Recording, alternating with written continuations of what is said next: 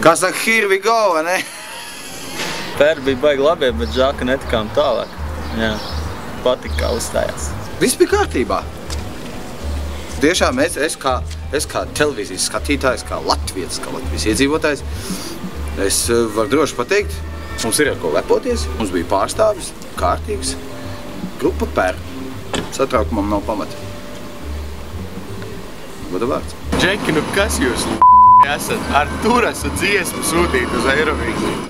Kuru galu jūs domājāt vispār? Nē, nu izpildījāt jau jūs viņu labi.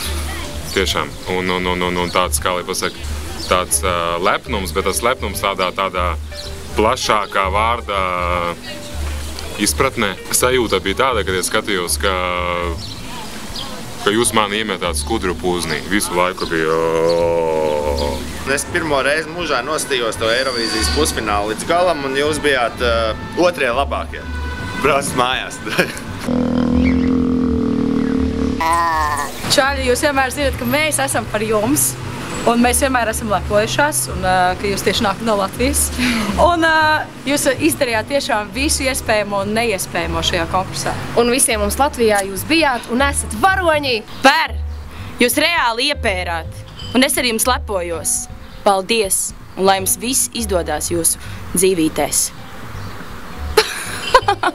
Bet nu, Džeki, turās un gaidam jūs apakaļ, lai varam ierēkt, nedaudz paballēties un vienkārši pavadīt foršu vasaru. Here we go. Ko, Rudo? Padziedās to dziesmiņu? Kāpēc nē?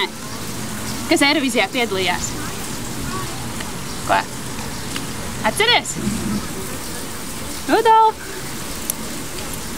Rudolf!